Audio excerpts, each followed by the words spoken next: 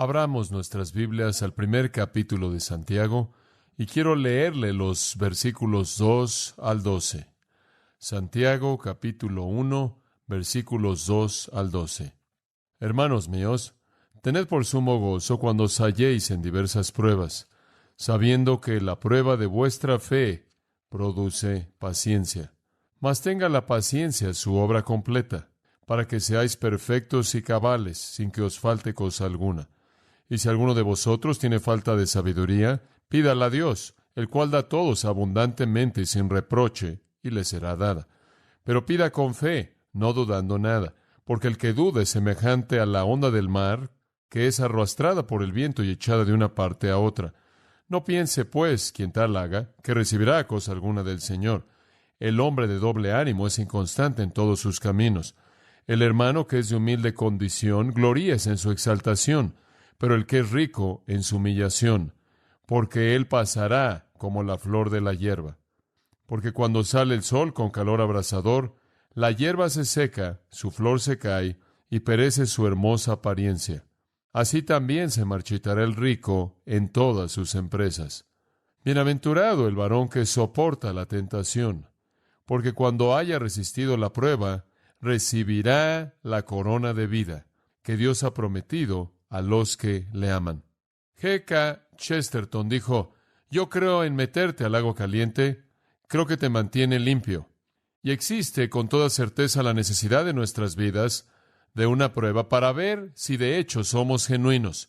Y algunas veces no hay mejor prueba que el agua caliente o el agua de las tristezas y las pruebas.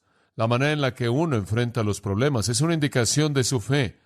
Y los problemas que vienen a su vida y a mi vida hablan de la realidad de nuestra fe o de la ausencia de la misma. Por lo tanto, en el propósito de Santiago, el cual es darnos pruebas de fe viviente, lo primero de lo que él quiere hablar es la prueba de la aflicción, porque la aflicción revelará si su fe es una fe viva o una fe muerta, si es una fe genuina o una fe de imitación, si es una fe salvadora o una fe no salvadora. Es un punto de comienzo muy natural, por la razón simple de que toda persona que vive en el mundo vive en medio de pruebas. De hecho, somos criaturas caídas, somos criaturas pecaminosas, vivimos en medio de una sociedad caída y pecaminosa, y como resultado de eso experimentamos problemas constantes. De hecho, parece como si nunca se va muy lejos, si es que se va en absoluto. Job lo expresó de esta manera en el capítulo 5, versículo 7. Él dijo: el hombre nace para la aflicción como las chispas vuelan hacia el aire. Es como si dijera: la naturaleza caída es como un fuego que produce chispas. La consecuencia natural del fuego de la caída del hombre son problemas. De hecho, en Job 14:1 él dijo: el hombre que nace de una mujer, y eso incluye a todos nosotros, claro, obviamente, el hombre que nace de una mujer es de pocos días y lleno de problemas. En el Salmo 22:11, David dijo: no estés lejos de mí, clamándole a Dios, no estés lejos de mí, porque el problema está cerca de mí. En Isaías 8:22, Dios habla a través de Isaías de su juicio en el mundo que dejó a los hombres, y cito, para ver la tierra y encontrar únicamente problemas. Y sin duda alguna se puede acordar, si ha leído esas maravillosas verdades de la sabiduría humana que conocemos como libro de Eclesiastés, estas palabras conocidas en el capítulo 2. Por lo tanto, aborrecí la vida, porque el trabajo que se lleva a cabo debajo del sol es triste para mí, porque todo es vanidad y aflicción de espíritu. Y después en el versículo 23, porque todos sus días son tristezas, y su trabajo tristeza, sí, su corazón no descansa en la noche. Problemas, problemas, problemas. Vanidad, día y noche. La vida no parece ser nada más que problemas y solo problemas. Francamente, inclusive para los cristianos, inclusive para aquellos de nosotros que somos los hijos de Dios, enfrentamos constantemente problemas en un mundo lleno de problemas. E inclusive cuando en cierta manera nuestro pequeño mundo está bajo control, alguien lo invade y lo echa a perder inevitablemente. Y usted sabe que es el caso si ha tenido un grupo de niños en su casa últimamente. No importa cuánto proteja su pequeño mundo, tienen una manera de dañarlo. Y no son más que una pequeña ilustración de cómo es la vida. Hacemos todo lo que podemos por protegernos a nosotros mismos, por tener la paz perfecta y la comodidad, pero inevitablemente el problema llega de afuera o de adentro. El salmista, y estuve revisando algunos de los escritos de los Salmos esta semana, y recordé una vez más que el salmista de manera repetida le habla al Señor y le pide al Señor que lo libre de problemas, pero él nunca tiene la presunción de pedirle al Señor que lo libre de la aflicción, porque él sabe que no puede pasar. Él simplemente dice, no me libres de él, solo sácame del mismo cuando estoy ahí. Inclusive en el matrimonio, dice Pedro, es la gracia de la vida. Es como decir, esa es la crema batida en la parte de arriba, es lo mejor de las cosas en la vida. Pero inclusive en el matrimonio, 1 Corintios 7:28, dice, si te casas, reconoce que tendrás aflicción de la carne. Digo, si tienes problemas simplemente siendo tú, imagínate cómo será cuando tienes que ser tú con alguien más tratando de ser quienes son ellos. Va a haber problemas, inclusive en las mejores cosas que Dios nos da. Jesús mismo no pudo evitar el problema. De hecho, él dijo de sus discípulos, han estado conmigo en mis aflicciones. Él dijo, es normal que en el mundo tengan aflicción, tribulación, espérenlo. Está por todos lados. Jesús gimió en su espíritu. En Juan capítulo 11:33 registra eso. En Juan 12:27 lo registra. Inclusive en Juan 13, creo que es por el versículo 20-21, lo registra otra vez. Él sabía lo que era tener un espíritu atribulado. Él estuvo atribulado. Pablo dijo que estuvo atribulado en todos lados, 2 Corintios 4:8. Lo esperamos problemas en nuestra familia, esperamos problemas de nuestros amigos, esperamos problemas en nuestro trabajo, esperamos problemas en la escuela, lo esperamos en el mundo económico, lo esperamos de la crítica, esperamos problemas en la forma de enfermedad, inclusive esperamos problemas que vienen a nuestras vidas en la forma de muerte, conforme llega la gente que está muy cerca de nosotros. Los problemas vienen de la persecución. Digo, así es la vida, y si usted cree que es el único que lo está enfrentando, usted no ha estado mirando a su alrededor últimamente. Todo mundo está en la misma situación. Ahora, Santiago dice, de hecho, si su cristianismo es genuino, se va a manifestar en los problemas. Digo, francamente, si no es bueno para los problemas, no es bueno para nada. Si solo es bueno cuando no lo necesito, no lo necesito. Si mi fe en Dios solo es buena cuando estoy bien, entonces, ¿de qué me sirve mi fe? Es para sostenerme cuando todo va mal. Es una prueba legítima de la legitimidad de la fe ver cómo se conducen los problemas. Ahora observe el versículo 2 por un momento, conforme pensamos un poco en este concepto. Hermanos míos, tened por sumo gozo cuando os halléis en diversas pruebas, poiquilos, muchos colores, variados. Esto no es para enfatizar el número, sino la diversidad de los problemas. No es la idea de que vamos a tener muchos problemas, eso es verdad. Es la idea de que vamos a tener todo tipo de problemas, diferentes tipos. Multicolorido fue el significado original de la palabra, viniendo en todo tipo de matices y tamaños y variedades, todo tipo de problemas, viniendo de nuestra familia, viniendo de nuestros parientes, viniendo de tantas áreas de decepción, sea cual sea, todo tipo de problemas. Ahora observe también las pruebas diversas. La palabra es una palabra muy familiar para un estudiante de las Escrituras. Peirasmo significa pruebas y básicamente tiene la idea de problemas. Algo que rompe la idea de tranquilidad, que rompe el patrón de paz y consuelo y gozo y felicidad. Realmente no sabemos específicamente las pruebas que Santiago tiene en mente conforme escribe. Realmente no sabemos lo que estaba pasando entre los judíos dispersos, que él habría identificado como alguna prueba específica, y probablemente está bien que no lo conozcamos, porque la naturaleza general de la vida está tan llena de problemas que una instrucción general en esta área es muy aplicable a un rango amplio de cosas, no solo a la gente a quien Santiago escribió, sino también a nosotros, y debido a que él los llama diversas pruebas, pruebas de colores diferentes, las pruebas variadas, sin duda alguna está suponiendo que vienen en todo tipo de formas, y realmente no es específicamente importante qué estaba enfrentando la gente en ese momento. Ahora, la palabra prueba no necesariamente denota alguna solicitud a la maldad. No necesariamente significa tentación. En un sentido, es desafortunado que ha sido traducida en algunas versiones como tentación. Es traducida a pruebas en algunas ediciones. La misma palabra del versículo 12 es traducida a tentaciones en el versículo 12. Y el contexto aquí muestra claramente que la idea no es enfatizar alguna solicitud subjetiva a la maldad, sino más bien una dificultad objetiva que prueba y fortalece la fe. En sí misma y de sí misma, esta prueba no es una solicitud a la maldad, simplemente es una dificultad objetiva que entra a la vida, que puede ser una prueba de la legitimidad de nuestra fe. Y por cierto, según Moulton y Milligan, eruditos excelentes que nos han dado un léxico del idioma griego, dicen que la palabra siempre expresa la idea de una prueba. Siempre expresa la idea de una prueba. Es una palabra muy rara, francamente, en el griego secular, pero es una palabra muy común en el griego bíblico, debido a que la prueba de la fe es una parte tan importante de la vida espiritual. De hecho, la forma del verbo de peirasmos, peirazzo, significa probar a alguien, probar a alguien. Entonces es la idea de una prueba. Sea que resulten cosas buenas o resulten cosas malas, el punto aquí es la prueba. Todo problema que viene a su vida y toda aflicción, sea una pequeña o grande, se convierte entonces en una prueba de su fe. O usted la aprueba o la reprueba. Aprobar. Escuche esto. Si pasa la prueba, escuche, la mantiene como prueba. Reprobar la prueba la convierte en una tentación. Si termina como pecado, ha mostrado ser una tentación exitosa. Si termina en una victoria, ha mostrado ser una prueba exitosa. Una tentación lo lleva a pecar y lo hace fallar, lo hace caer. Una prueba lo lleva a la fortaleza y lo hace permanecer de pie. Entonces, las aflicciones son pruebas que revelan la legitimidad y la fortaleza de su fe. Por un lado, pueden revelar la legitimidad de su fe y pueden, por otro lado, revelar también la fortaleza de su fe.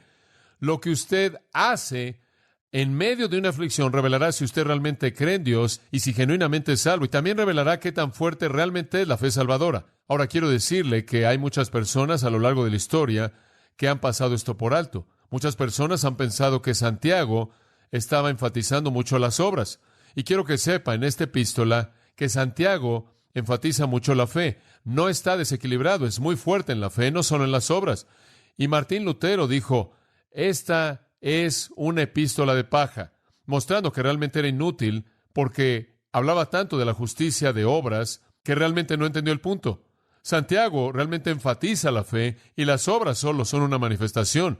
Es solo una prueba de fe verdadera. Ahora, permítame decir otra cosa. Debemos señalar que Santiago no está distinguiendo aquí entre las pruebas internas y las pruebas externas, porque no podemos distinguir entre ambas tampoco. He descubierto en mi vida que toda aflicción externa rápidamente se convierte ¿en qué? En una interna. Ninguna aflicción que jamás he visto se queda fuera. De lo contrario, no es mucha aflicción. Se mete a mi mente, por así decirlo, se internaliza y se convierte en una aflicción. Entonces, Santiago no está diciendo, aquí están las cosas externas y más adelante vamos a entrar a la tentación, lo cual es lo interno. Cualquier prueba es externa e interna. La vida cristiana no puede hacer una distinción así. Simplemente hay pruebas en general y nuestra vida está constituida de las mismas. Vienen en la forma de decepciones, frustraciones, malos entendidos, sueños no cumplidos, expectativas no cumplidas, gran pérdida, gran soledad, temor, crítica, persecución, conflicto. Y quizás todas comienzan por fuera, pero tarde o temprano terminan en el interior y eso es lo que las hace una aflicción. Eso es la vida. Y todas vienen, observa el versículo 3, con el propósito de probar su fe, para ayudarle a ver si su fe es real y qué tan fuerte es esa fe. Son pruebas de legitimidad para aquellos que dicen tener fe verdadera y pruebas de la fortaleza de la fe. Entonces, en un sentido, se pueden aplicar tanto a creyentes como a incrédulos. Entonces, recuerde que el propósito de Santiago ahora es el probar la fe. Y, amados, quiero decirles que cuando usted enfrenta una prueba, realmente debe ver con cuidado esa prueba y examinarla a la luz de cómo reacciona usted y qué es lo que eso dice acerca de su fe. Eso es lo que usted debe aprender de la misma. Y si usted persevera en medio de las pruebas como patrón de vida, si usted persevera en medio del sufrimiento como patrón de vida y nunca abandona su confianza en Dios, entonces usted prueba que tiene fe genuina. Robert Johnston, escribiendo un comentario de Santiago hace muchos años atrás, dijo esto, y cito, Santiago nos muestra que donde no hay más que una profesión vacía o un mero sentimiento soñador, no basado en convicciones firmes e inteligentes de la verdad, el fuego de la aflicción los va a quemar. Fin de la cita. Además, él añadió, y cito, pero donde hay fe verdadera, la aflicción de manera natural lleva a un pensamiento más profundo que bajo otras circunstancias en el pecado y sus postres, y de esta manera libera el corazón del control de la justicia personal. La fuente de la debilidad lleva a una lucha apasionada con Dios en oración, y la experiencia de la gracia que nos sostiene, obtenida de esta manera, fortalece y lleva la esperanza con respecto al tiempo venidero. Fin de la cita. Esa es una afirmación muy rica y llena de significado, pero lo que él básicamente está diciendo es, Usted coloca a un cristiano falso en medio de la aflicción e inevitablemente lo va a destrozar, lo va a quemar. Usted coloca a un creyente verdadero en una aflicción, en una prueba, y lo va a llevar a no confiar en su propia fuerza, le va a mostrar su propia debilidad y lo va a llevar a la oración para apoyarse, para depender de la debilidad, de la fortaleza más bien de Dios, en lugar de depender de su propia debilidad. La prueba entonces, para una fe falsa, la quema. La prueba para la fe verdadera causa dolor, el dolor de la ineptitud, la debilidad, y la hace que se vuelva de depender en sí misma a depender de la fortaleza de Dios. Entonces, la prueba o la aflicción se convierte en la primera de las pruebas de Santiago para la fe viviente. Ahora, así es como comienza esta sección y quiero mostrarle en esta noche cómo es que la termina. Vayamos al versículo 12.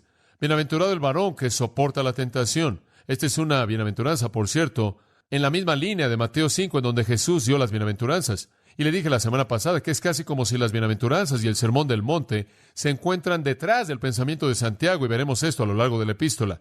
Pero él dice, bienaventurado el varón que soporta la tentación, porque cuando, o literalmente después de que su prueba haya pasado, recibirá la corona de vida que el Señor ha prometido a los que lo aman. Aquí está una declaración de la bienaventuranza del que pasa la prueba. Bienaventurado significa feliz. Mejor aún significa satisfecho. Mejor aún significa satisfecho de gozo interno. Satisfecho de gozo interno. Un estado del alma en éxtasis. Un estado del alma en gozo. De hecho, en el capítulo 5 de Santiago, versículo 11, él dice lo mismo. He aquí, tenemos por bienaventurados a los que soportan.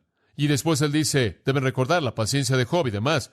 Consideramos a la gente verdaderamente feliz que soporta, que pasa las pruebas. Ahora esta no es felicidad debido a la libertad de la prueba. Esto es felicidad debido a la victoria sobre las pruebas. Gran diferencia, gran diferencia. No es la felicidad vacía, carnal de alguien que nunca tuvo conflicto. Es la emoción de uno que peleó y ganó, que peleó y ganó. No es la felicidad del espectador, es la felicidad del participante. Feliz, satisfecho, con un estado interno de gozo, es el hombre que soporta la prueba. Y de nuevo, no es cuestión de solicitar al pecado. Si fuera ese el asunto en el versículo 12, si soportar la tentación a pecar fuera el punto, no habría dicho feliz es el hombre que lo soporta, habría tenido que decir feliz es el hombre que lo resiste. Pero dice, bienaventurado, satisfecho es el hombre que lo soporta. Y hay tres palabras claves en el versículo 12. La palabra soportar, la palabra tentación o prueba y la palabra probado. Y las mismas tres palabras aparecen en los versículos 2 y 3. Tened por sumo gozo cuando os halléis en diversas pruebas, sabiendo que la prueba de vuestra fe produce paciencia. Y después en el versículo 4, mas tenga la paciencia su obra perfecta. Tened por sumo gozo, la prueba de vuestra fe produce paciencia. Entonces tiene prueba, soportar en los versículos 2 y 3, tiene prueba, soportar en el versículo 12, por lo tanto concluyo que el versículo 12 está hablando de lo mismo de lo que está hablando el versículo 2. Y estos dos versículos cierran el texto que se encuentra en medio de ellos. Y la sección entera es acerca del triunfo sobre las pruebas, lo mismo en mente en el versículo 2 y el versículo 12. Observen el versículo 12, dice, bienaventurado el hombre que soporta, así como en el versículo 3, la prueba de vuestra fe produce paciencia. La misma idea, misma palabra. Ahora, para soportar en el versículo 12 significa soportar de manera paciente, triunfal. No significa, soporté, apreté mis dientes, contuve mi respiración y la soporto. No es eso. No es soportar de manera pasiva, no es una supervivencia pasiva, es ser el ganador. Es hupomeno. Presenta aquí un indicativo. De manera paciente y triunfal, ser el ganador. Ahora, el punto es simple. La persona que dice ser cristiana y enfrenta pruebas y sale como ganador, lo cual significa que nunca se rinde en su fe, nunca abandona a Dios, muestra que es el cristiano genuino, y él recibirá la corona de vida que el Señor le dará a aquellos que le aman. Digo, hay personas que vienen y usted los ve y yo los veo, vienen a la iglesia, profesan a Cristo, se bautizan, enfrentan problemas en su vida y se van. Se van. Y quizás nunca regresen. Quizás se quemaron en una relación, quizás tenían su ojo en alguna muchacha y le dijo al hombre que se fuera a dar la vuelta, no era su tipo, lo que sea. O quizás vinieron y tuvieron que enfrentar alguna lucha, un querido amigo, un miembro de su familia murió, simplemente los aplastó. y se fueron y quizás le levantaron el puño a Dios y ahí se acabó. Como puede ver, la perseverancia en medio de la prueba es la prueba de la fe viviente. Ahora en el versículo 12, Santiago llama a aquellos que perseveran, aquellos que le aman. Oh, eso es maravilloso, porque básicamente esa es la esencia de nuestra actitud hacia el Señor en la salvación. Lo amamos. Nosotros le amamos a Él porque, ¿qué? Él nos amó primero. Esto consiste en una relación de amor. Esto no es solo alguna transacción en donde Dios nos salva sin importar cuál es nuestra actitud. Y una vez que somos salvos, podemos tener la actitud que queramos. No, aquellos de nosotros que verdaderamente somos salvos, tenemos un amor profundo, continuo por Él. Usted en cierta manera puede subrayar eso en su Biblia como una definición maravillosa de un cristiano verdadero. Los que le aman al Señor.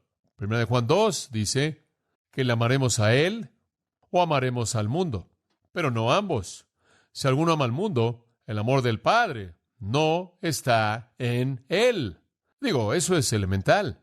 Y además, él dice, en 1 Juan 2:19, salieron de nosotros porque no eran de nosotros. Si hubieran sido de nosotros, habrían permanecido con nosotros, pero salieron de nosotros para que se manifestase que nunca fueron de nosotros. Y lo que Juan está diciendo ahí, cuando la prueba vino para mostrar si amaban a Dios o si amaban al mundo, amaron al mundo, y se dividieron, y estuvo bien, porque de hecho nunca pertenecieron. Es en la prueba que el verdadero amor se manifiesta. En 1 de Pedro, si es tan amable de ver el capítulo 1 por un momento, Pedro habla de lo mismo. En el versículo 6 habla de muchas pruebas, las pruebas diversas de las que Santiago habla. Y después él dice en el versículo 7, casi como si tomara la misma idea de Santiago, para que la prueba de vuestra fe, él dice, todas las pruebas son una prueba para mostrar la validad de su fe, para que la prueba de su fe, la aflicción de su fe, siendo mucho más preciada que el oro que perece, aunque es probado por fuego, sea hallada para alabanza, gloria y honra en la aparición de Jesucristo. En otras palabras, él dice, su fe está siendo probada para mostrar su legitimidad,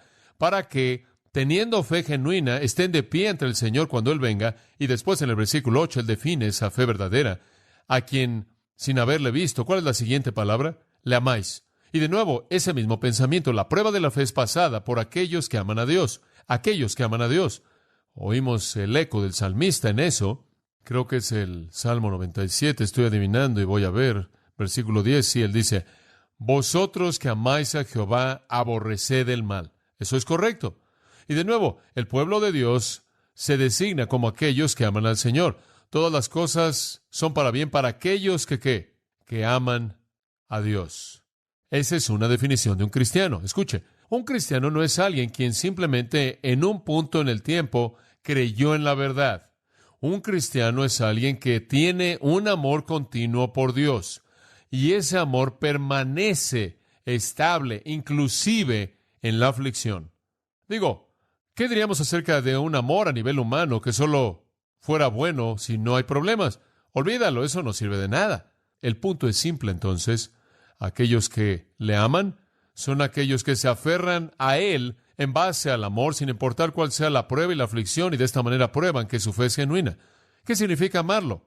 Bueno, esencialmente Jesús lo dijo una y otra vez. Si me amáis, ¿qué? Guardad mis mandamientos. Juan 14:15, Juan 15:9 y 10, Primera de Juan 2, versículos 5 y 6, Primera de Juan 4:16, Primera de Juan 5:1 y 2 y 3, todos dicen lo mismo. Si me amáis, guardad mis mandamientos. El que guarda mis mandamientos es el que me ama.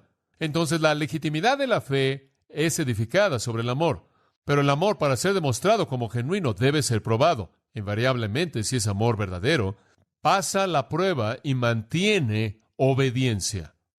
Pasa la prueba y mantiene obediencia. Ahora regresemos al versículo 12 y veamos un poco más ese versículo. Como creyentes que expresamos, profesamos nuestra fe, vamos a ser probados. Si pasamos la prueba, aferrándonos al Señor, aunque puedan haber momentos de lucha y tiempos de duda, nuestra fe no es destruida, no es eliminada, nos aferramos a Él porque lo amamos. Si ese es el caso, entonces seremos bendecidos. Ahora, para resumir esta idea, permítame decirle que el propósito de la prueba es entonces doble. Número 1, su propósito es para exhibir la calidad de la fe. La prueba, como he estado diciendo, está diseñada para revelar qué tipo de fe tiene usted. Regrese al versículo 12. La frase, porque cuando es probado, literalmente, cuando Él es aprobado después de la prueba. Esa es la idea. Amados, ¿pueden percibir eso en su vida? Miren, cuando las pruebas y aflicciones y problemas vienen, cuando hay una muerte, cuando hay soledad, una pérdida o problemas, sea cual sea el problema, puede ver que en medio de eso Dios está probando la validez de su fe. Él está haciéndolo a usted aprobado. Él está colocándolo en medio del fuego, por así decirlo, para que pueda salir con la escoria habiendo sido quemada y la fe verdadera brillando. Aquellos que se aferran a su confianza en Dios en medio de las pruebas, aquellos cuya fe no decae, aunque la prueba pueda persistir, muestran que tienen fe viva. Fe viva. Ahora quiero desviarme por un momento, porque este es un lugar perfecto para hablar de una verdad bíblica muy importante, un pensamiento teológico muy importante. ¿Ha oído la frase la perseverancia de los santos? Esa es una frase maravillosa, es una común en la teología. Permítame hablar de eso por un momento. ¿Qué significa cuando oímos la perseverancia de los santos? Diríamos que es parte de nuestro credo teológico que creemos en la perseverancia de los santos. En otras palabras, creemos que los santos nunca abandonarán su fe. Siempre perseverarán creyendo en Dios en medio de toda aflicción. Esa es la perseverancia de los santos.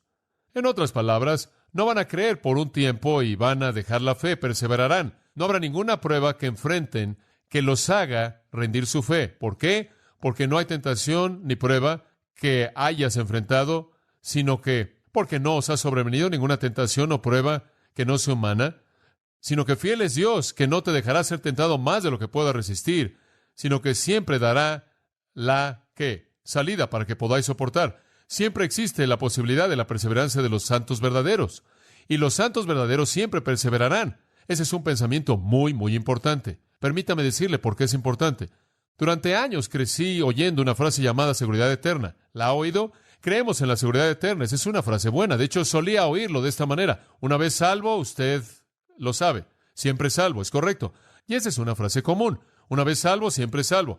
Y nos gusta creer eso. Digo, ¿a quién no le gusta creer eso? A mí no me gustaría ser parte de un sistema que dijera una vez salvo, bueno, nunca sabes. No quiero eso. No. El énfasis en la frase una vez salvo, siempre salvo, está bien. Pero lo que eso está diciendo en un sentido es que algunas personas se ponen muy nerviosos y dicen, oye, espera un momento, una vez salvo, siempre salvo, significa que puedes hacer lo que quieras y Dios, en cierta manera, no le queda otra opción sino estar contigo. Y el énfasis de eso está en el poder sustentador de Dios y eso está bien. La idea de la seguridad eterna significa que Dios te sostiene. Estás seguro en su promesa incambiable, estás seguro en su poder inviolable. Y las Escrituras enfatizan eso. Estamos seguros debido al poder de Dios. No hay duda al respecto. Por ejemplo, permítame explicarlo. Estamos seguros en nuestra salvación debido a la promesa y al poder de Dios. Juan 10, ¿se acuerda? Probablemente ha regresado ahí muchas veces al pensar en la seguridad eterna. Juan 10, 28. Yo les doy vida eterna y no perecerán jamás, y nadie los arrebatará de mi mano. ¿Por qué? Mi Padre, quien me las dio, es mayor que todos, y ninguno puede sacarlos de la mano de mi Padre, ¿verdad? Entonces estamos eternamente seguros debido a la promesa y al poder de Dios. El que comenzó en vosotros la buena obra la perfeccionará hasta el día de Jesucristo. En otras palabras, es la promesa y el poder de Dios. En segundo lugar, decimos que estamos seguros no solo debido a la promesa y al poder de Dios, sino debido a las oraciones de Cristo. Él intercede constantemente a favor nuestro, ¿verdad? De tal manera que sin importar lo que hagamos, Él intercede a nuestro favor y le dice al Padre que Él ya pagó por ese pecado y por lo tanto está perdonado. En Juan 6, Él dice, todo lo que el Padre me da vendrá a mí y al que a mí viene no le echo fuera. Él nunca abandona a ninguno de los suyos. En Juan 17, Él ora por todos los suyos para que puedan entrar a la plenitud de la salvación y esa oración será respondida. En Lucas 22, Él habla de Pedro y Él dice, Satanás te quiere tener, pero yo he orado por ti para que tu fe no falte. Y Él dice, cuando acabes esto, quiero que fortalezcas a los hermanos. En otras palabras, Pedro estaba seguro no solo por la promesa y el poder de Dios, sino por la oración de Cristo. Si alguno pecare, 1 Juan dice, abogado tenemos para con el Padre, Jesucristo el justo, y Él es la propiciación para nuestros pecados, y no solo para los nuestros, sino también para los pecados del mundo entero. Cristo es nuestro intercesor, nuestro intermediario. Hay un tercer elemento en esto. Estamos seguros no solo debido a la oración y a la promesa de Dios, y a la oración, la promesa y el poder de Dios, y las oraciones de Cristo, sino también debido a la presencia del Espíritu, la presencia del Espíritu Santo. El Espíritu Santo está en nosotros, es la garantía de gloria futura, ¿no es cierto? ¿Acaso Efesios 1 no dice que tenemos las arras del Espíritu, estamos sellados por el Espíritu hasta el día de la redención. Ahora, todo eso enfatiza la seguridad eterna desde el punto de vista del poder de Dios, la presencia de Dios mediante su Espíritu y las oraciones de Jesucristo. La Trinidad entera nos asegura para siempre, de tal manera que ningún cristiano que cree en el Señor será jamás perdido. ¿No es eso maravilloso? Eso es seguridad eterna. Y nuestra salvación y nuestra seguridad están basadas, escuche esto, en la fidelidad de pacto de Dios. Está basada en la fidelidad de pacto de Dios. Y el mismo Dios de paz, dice Pablo a los Tesalonicenses, capítulo 5, versículo 23, os santifique por completo, y oro porque todo vuestro espíritu y alma y cuerpo sean guardados irreprensibles hasta la venida de nuestro Señor Jesucristo. Estoy orando porque sean preservados irreprensibles hasta que Jesús llegue aquí. Versículo 24 dice, y fiel es el que os llame, el cual también que lo hará. Estamos seguros en base a la fidelidad de pacto de Dios. Eso es maravilloso.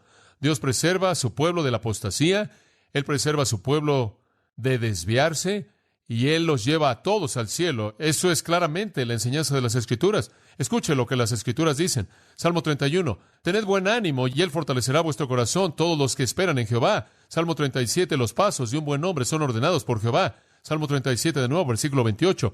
Porque Jehová ama el juicio y no deja a sus santos, escuche esto, son preservados para siempre. Maravilloso. Salmo 41:2 dice, Jehová lo preservará y lo mantendrá vivo, y él será bendecido en la tierra. Salmo 97:10, vosotros que amáis a Jehová, odiad el mal, él preserva las almas de sus santos, él los libra de la mano del impío. Salmo 116:6, Jehová preserva al simple. ¿No le da gusto eso? Yo fui humillado y me ayudó, él no dejará que mi pie sea movido, el que te guarda no se adormecerá. He aquí, el que guarda a Israel no se adormecerá ni dormirá. Jehová es tu guardador, Jehová es tu sombra, tu mano derecha. El sol no te afectará de día ni la luna de noche. Jehová te guardará de todo mal. Maravilloso. Romanos 16:25. Y aquel que es poderoso para estableceros según mi evangelio. 2 Timoteo 1:12. Por lo cual también sufro estas cosas. No obstante, no me avergüenzo, porque yo sé en quién he creído y estoy persuadido de que es poderoso para guardar aquello que le he encomendado hasta aquel día. ¿Se acuerda de ese? Y Él es poderoso para guardar lo que le he encomendado. ¿Y qué es lo que le he encomendado? Mi alma. 2 Timoteo 4:18. Y el Señor me librará de todo obra mal, escuche esto, y me preservará hasta su reino celestial, a quien sea gloria por los siglos de los siglos. Amén. 1 Pedro 1:5 dice que somos guardados por el poder de Dios. Judas 1, somos guardados en Jesucristo. Judas 24, y aquel que es poderoso para guardaros sin caída y presentaros sin mancha delante de su gloria con gran alegría. ¿No son esas escrituras maravillosas? Es un lenguaje fuerte acerca de la seguridad eterna. Pero quiero apresurarme a decir que hay otro lado de esto. Hay otro lado en esto. Dice usted, ¿cuál es el otro lado? El otro lado es que no solo somos guardados por Dios, sino que desde el punto de vista humano también perseveramos. En otras palabras, usted no es guardado por Dios si usted deja su fe en medio de una prueba. Y de nuevo usted regresa a esa paradoja aparente de la obra de Dios y la responsabilidad del hombre. Usted es salvo porque usted fue escogido en Él desde antes de la fundación del mundo. Sin embargo, no es salvo sin que usted ejerza fe, ¿verdad? Usted está seguro debido a la fidelidad de pacto de Dios, pero usted no está seguro sin ejercer perseverancia.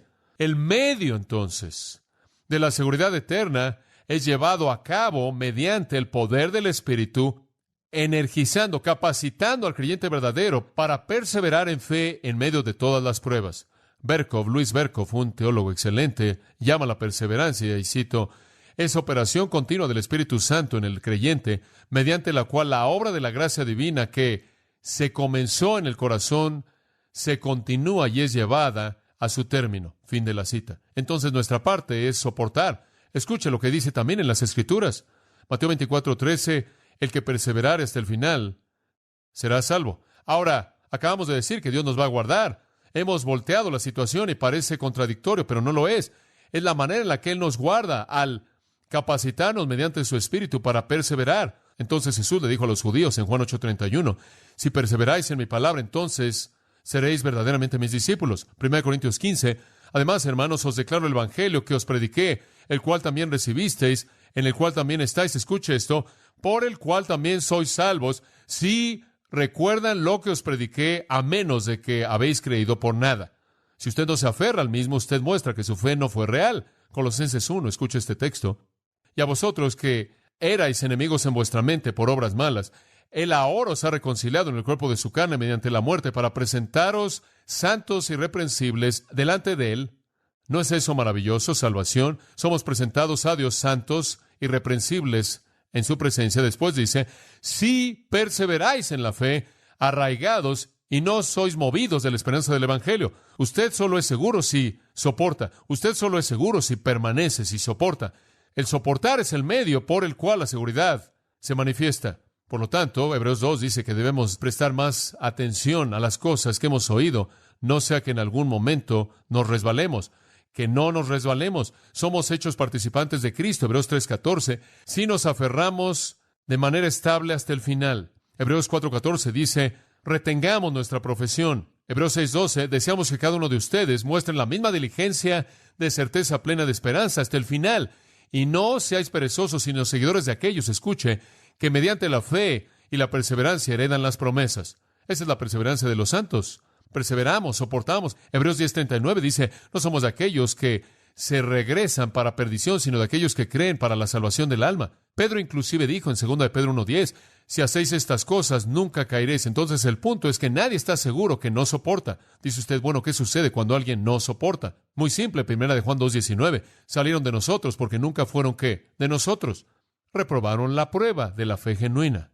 Ninguna prueba, entonces, amados, entienda, ninguna prueba es tan grande que podría separarlo de su Señor si su fe es genuina. Solo es una prueba para manifestar la legitimidad de esa fe. Entonces, la seguridad eterna no es suficiente por sí misma. No es cuestión de que una vez salvo es siempre salvo, sin importar lo que usted crea y sin importar lo que usted haga. No. Si no hay perseverancia, si usted no pasa la prueba y se aferra al Señor, si usted no continúa amando y obedeciéndolo en medio de toda prueba de la vida, entonces da evidencia de tener una fe ilegítima. ¿Cuántas personas que usted conoce que vinieron a la iglesia por un tiempo tuvieron algo de problemas en su vida y se fueron? Que hicieron una profesión de fe en Cristo, pero ya no perseveraron, no pueden ser identificados como aquellos que lo aman. Su vida no se caracteriza por la obediencia.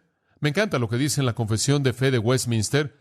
Y cito, aquellos a quienes Dios ha aceptado en su amado, llamados eficazmente y santificados por su Espíritu, no pueden ni total ni finalmente caer del estado de la gracia, sino que ciertamente perseverarán hasta el final y serán eternamente salvos.